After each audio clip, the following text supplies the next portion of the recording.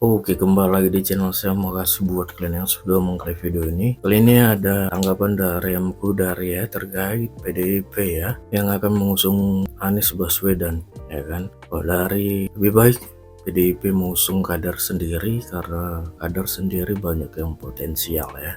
Dan mana yang track dinasti itu, kita lihat video lengkapnya bagaimana. Sebelum kita ke video lengkapnya, bantu subscribe buat channel saya, belum subscribe. Tidak tunggu lama, kita ke videonya langsung. Let's go. Kompetisi itu, dinasti itu nggak melewat kompetisi. Baik. Nah, karena diasuh oleh semacam ambisi. Jadi dinasti itu lahir karena ambisi seseorang. Menunjukkan bahwa negara sudah tidak ada, yang ada hari ini.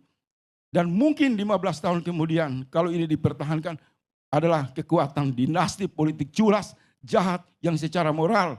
Mereka yang berdiri mendukung Jokowi Ini adalah bagian dari upaya politik pelanggengan Konteks kekuasaan. dinasti politik ya. Tetapi yang kita tentang itu kan adalah bahwa membentuk dinasti politik itu dengan menggunakan Nggak mau kekuasaan. lagi dipaksakan oleh kehendak Baik. kekuasaan yang jolim gitu. Ya, Nah baik. inilah sekarang mendatangkan Bukan MK.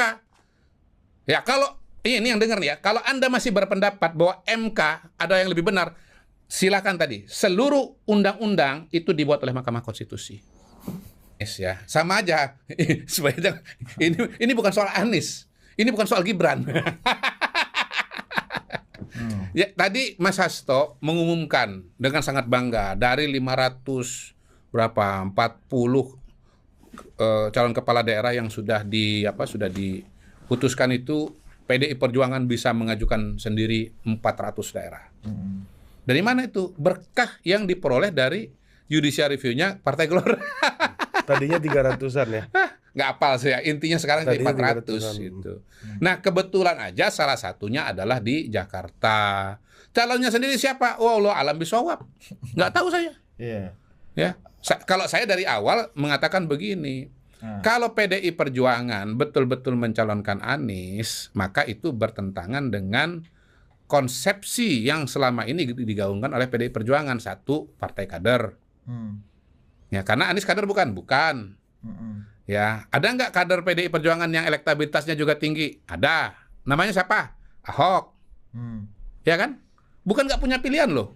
Lain kalau memang surveinya nggak ada yang tinggi, toh. Tapi orang-orang PDI sendiri, teman-teman PDI sendiri kan sudah mengatakan surveinya paling tinggi 1 Anies, 2 Ahok kan gitu.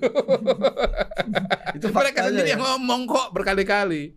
Yang kedua, berhenti saja klaim sebagai partai nasionalis. Karena apa? Kita tahu kampanyenya Anies 2017 seperti apa di Pilkada Jakarta. Pidato kemenangannya ini kemenangan kelompok pribumi. Mana ada konsep pribumi dalam partai nasionalis itu? Di partai nasionalis itu cuma ada warga negara Indonesia, titik. Nggak ada pribumi, nggak pribumi. Tapi ini bisa saya jawab nih, mewakili Apa Guntur Romli ini. Apa? Kalau Anies nih sekarang udah jadi mu'alaf Iya. Guntur Romli. Karena Iya. kalau ditinggal Habib Rizik dan PKS. PKS. Nah kalau mu'alaf dosa-dosanya udah diampuni. Iya, apa iya dia Kata ninggalin Guntur Habib Romli. Dan Rizik? ini kita sampai kita ke, Apa iya? iya, ini sudah Apa habis iya dia lebaran, ninggalin habis puasa. Nah, fellow kan gitu kan. Ya toh? Unholy alliance kan begitu kan. Jadi pragmatis aja gitu loh. Bahkan kita kalau mau bicara ekstrim, pork barrel politik sebetulnya. Ya, yang satu perlu kursi, yang satu perlu elektabilitas.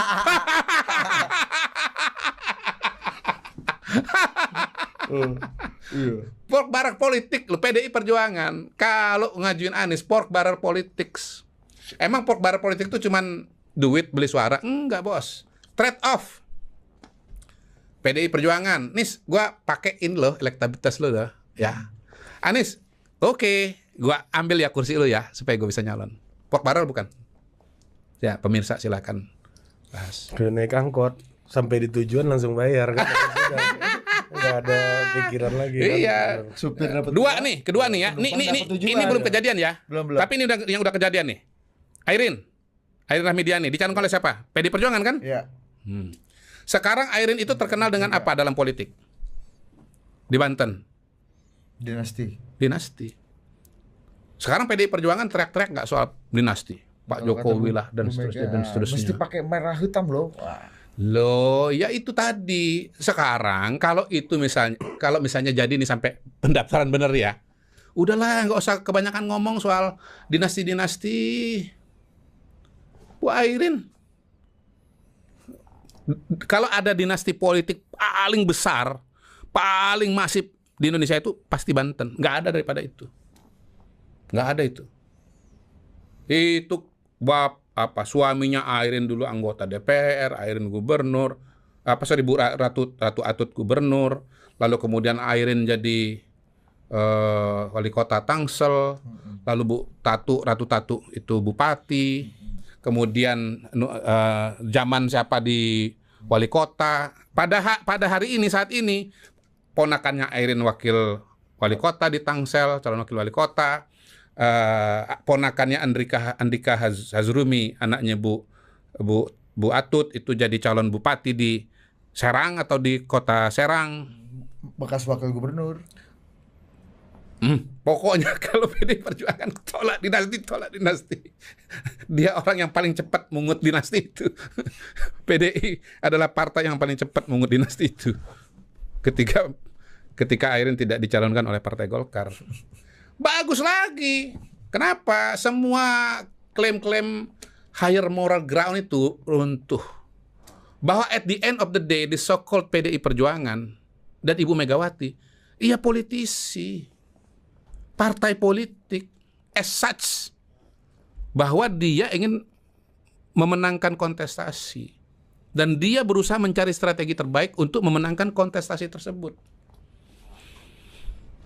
Gitu.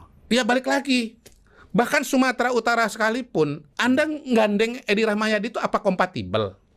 Saya yakin enggak lah. Edi Rahmayadi itu kan Anies versi Sumatera Utara. Tapi kan 11-12 kan begitu kan. Tapi kalau dilihat dari background dan kampanye segala macam kan dicalonkan juga. Semangatnya semangat yang sama waktu itu ya. Iya. Tapi kan Edi Rahmayadi kan bukan dinasti kan. Tapi kalau Airin kan dinasti par excellence. Letter luck itu ya. Par excellence.